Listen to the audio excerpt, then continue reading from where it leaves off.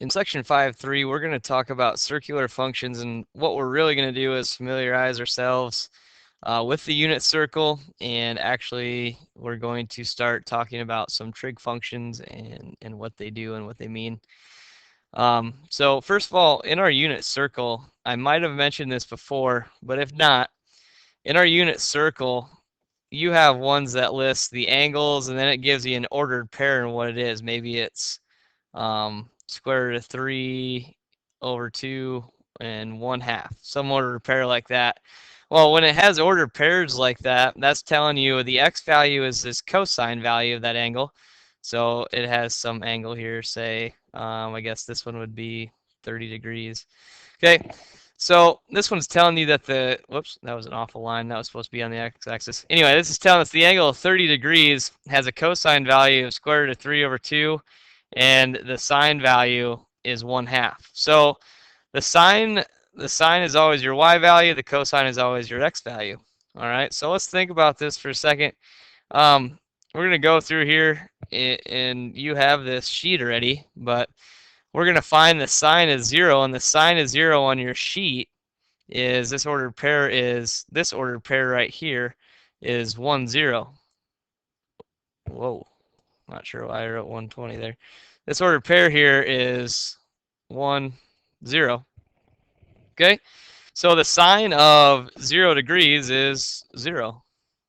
This ordered pair right here is 0, 1. So if we're looking for the sine of 90 degrees, 90, remember the degrees, this is 0 or 360, then it goes by 90s, 90 degrees, 180, this is 270. So the sine of 90 degrees is 1.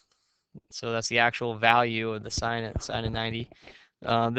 This ordered pair here is negative 1, 0. The sine of 180 is 0. And then if we scroll down a little bit, I know it's throwing my numbers off. But the sine of 270, then this ordered pair is 0, negative 1. The sine of 270, its value is negative 1. And let me go ahead and put those ordered pairs back up there real quick. This is 0, 1. And this is negative 1, 0. Okay. So then we're going to go through, we'll find the cosine values. Well, cosine of 0 is the x-coordinate of the angle. 0 degrees is right here, so cosine of 0 is 1. Cosine of 90 degrees is 0. Cosine of 180 is negative 1. And cosine of 270 is 0. Okay? So that's how we use our unit circle, and that's just some really basic trig values for us that we are talking about right now. So we're going to go now. It says right here, it says the sine and cosine functions of an angle in standard position. For any angle in standard position with a measure of theta, so that's your central angle, a point P of x on its terminal side, and r equal to the square root of x squared plus y squared. The sine and the cosine functions are as follows. So saying the sine is the y value all over r, which turns out to be the radius. We'll talk about that more. And cosine is the x value over r. And it says PS r will always be a positive number. So what it's talking about is if we have a coordinate, I don't know, say like 1, 2. Okay, so this is 1 and this is 2. If we were asked to find the sine and the cosine of it, this is over 1, this is over up 2. So what it's saying is the sine is the y value, all over the r value, which ends up being a hypotenuse of a right triangle. Notice I just drew a right triangle here. So it ends up being the hypotenuse of a right triangle. In order to find the hypotenuse of the right triangle, we do the Pythagorean theorem, right? So it'd be 1 squared plus 2 squared equals c squared, or I guess I could have written r, right? But that's the Pythagorean theorem. So that's where this came from. So basically all you're trying to do is find the hypotenuse, and we're going into a little bit of right triangle trig. All right, so our sine is the y value all over the hypotenuse, or r. Okay, so our sine would be 2 all over, let's see, I guess this would be 5 equals c squared. So this would be the square root of 5. So 2 over the square root of 5, and this one would be 1 all over the square root of 5. Okay? So in that same deal right here, it says find the values of the sine and cosine functions of an angle in standard position with measure theta at the point where the coordinates are 3, 4. So all we're going to do is we're going to take a graph and we're going to plot 3, 4. So over 1, 2, 3, and up 1, 2, 3, 4. I'm going to plot that right there. And we're going to draw a right triangle is what we're going to do. And I know that this side is 3, and I know this side is 4, and we need to find the hypotenuse in order to have our sine and our cosine. So we'd have 3 squared plus 4 squared equals c squared or r squared, doesn't really matter. 9 plus 16 equals c squared. This would be 25 equals c squared. C equals 5. All right, after we take the square root of both sides. Okay, so c equals 5. So now we can write the sine. So sine of theta equals the y value all over the hypotenuse. So 4 over 5. And cosine of theta equals the x value, 3 all over the hypotenuse, 5. Okay.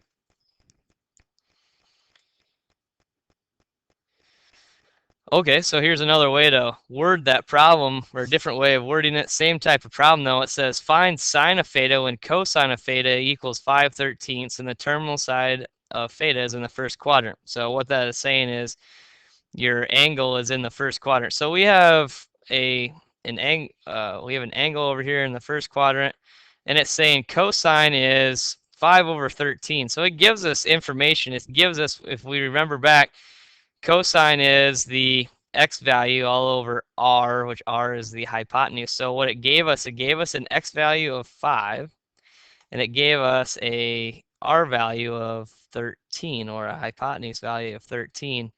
And we're asked to find this. We're asked to find the y value, or we're asked to find the sine of theta. In order to find the sine of theta, we need the y value.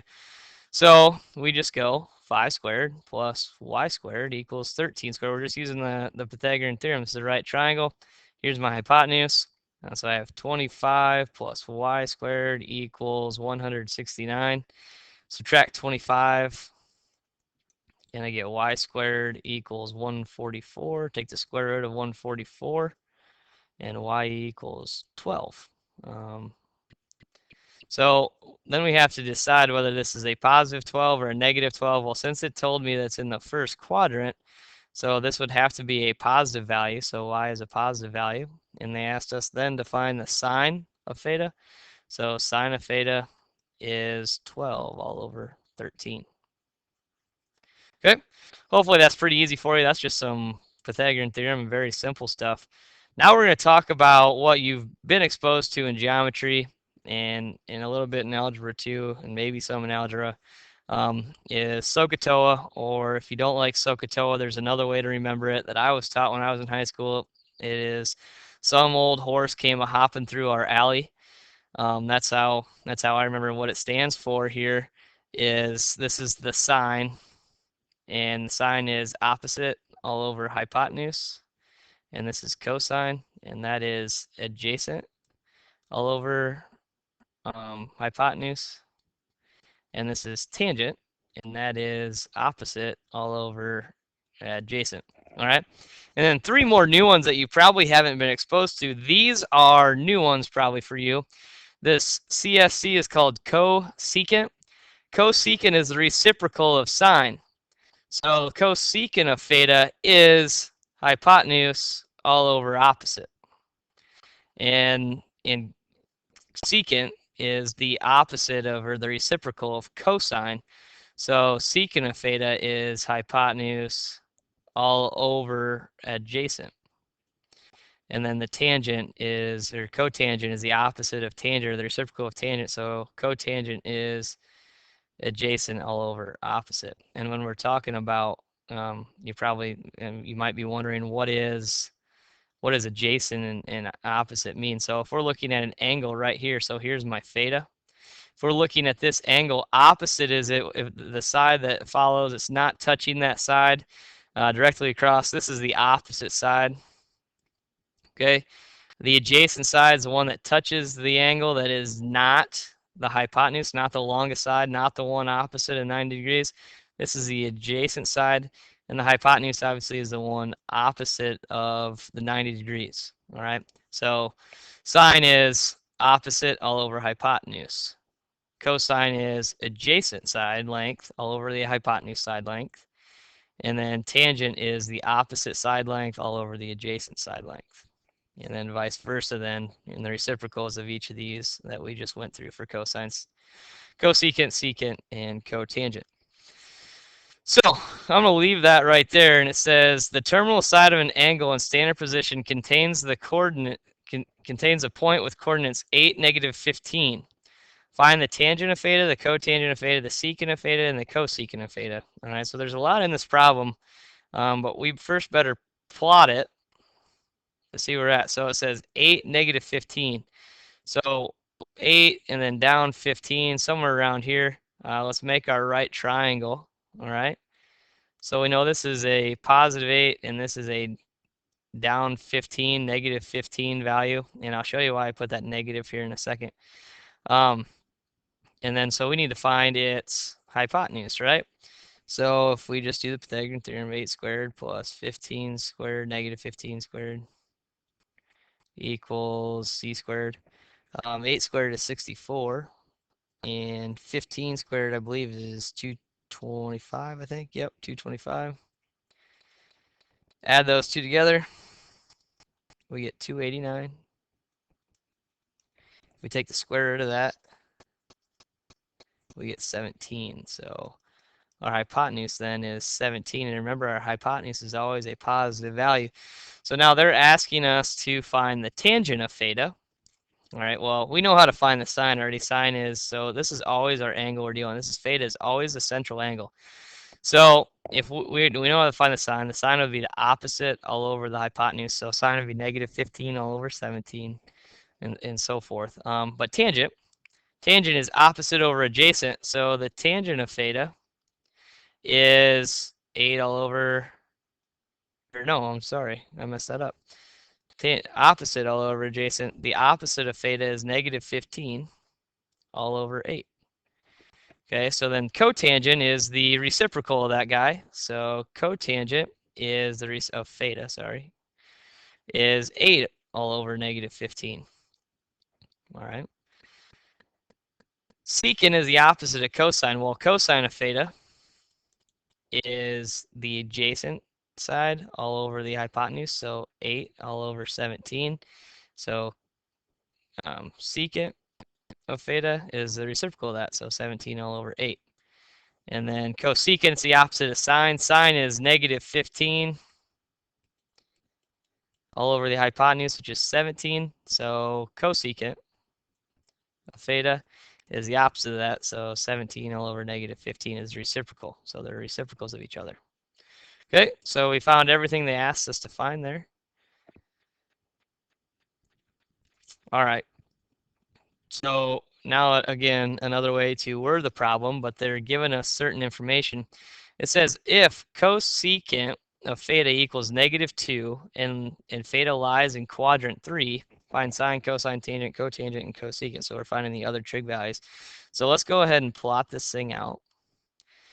All right, so it says it's in quadrant 3. So it's got to be, so it goes 1, 2, 3 down here. So we have some angle down here. We have some angle, all right? And it's giving us some information. Cosecant. Cosecant is the reciprocal of sine, so it's going to be the hypotenuse all over the opposite. So what it gave us is it gave us -2 all over 1. Well, okay, so the hypotenuse is 2. Our hypotenuse, remember, is never negative. So actually, this is probably a +2, and this is a -1. So, which makes sense. The opposite of this angle is down 1. It's down -1. This ordered pair here would be -1. This side length right here, the hypotenuse, which is always positive, is a value of 2. And in order to answer our questions, we just need to find the adjacent side, this side length up here. Um, let's call x the x value. Okay, so we're going to have to do the Pythagorean theorem, which would be -1 squared plus x squared equals 2 squared. So then I have 1 plus x squared equals 4. And then x squared equals 3. When I subtract my 1 over, x equals the square root of 3. Okay, so this length right here, instead of an x, is the square root of 3. And now we can answer any questions that we have regarding um, these trig values. Now, one thing I just kind of just skipped over is this value, is this positive or negative? Well, if you look at our graph right here, this is going in the negative direction, so that has to be a negative square root of 3. All right, so this value, this point actually right here is negative square root of 3, -1. That is our ordered pair. So that has to be a negative value right there. So now let's find, all right, so the sine of theta is the opposite. So -1 all over the hypotenuse, which is 2. So -1/2 is our sine. Cosine of theta is the adjacent. So negative square root of 3 all over the hypotenuse, which is 2. Tangent of theta is opposite all over adjacent. So opposite is -1. Adjacent is the negative square root of 3. These are both negatives. Negative divided by negative is a positive, so it's a +1 all over the square root of 3. If we wanted to, we don't like square roots on the denominator, so also we can multiply both the top and the bottom by the square root of 3 to get rid of that. So the square root of 3 times the square root of 3 is the square root of 9, which is just 3. And so we'd have the square root of 3 over 3 is our tangent value if we wanted to simplify that. Cotangent then would be the reciprocal of tangent. So we just take this and we flip it. So it'd be the square root of 3 all over 1. And then the secant value would be the opposite of the reciprocal of cosine. So it'd be a -2 all over square root of 3. And again, it doesn't matter what my negative sign is with. It could be a 2 all over the negative square root of 3. And then again, if we wanted to get rid of that square root on the bottom, we take both the top and the bottom times the square root of 3. So this would be -2 times the square root of 3 all over 3. And that would be our secant value. Hope this helps. We will see you in class.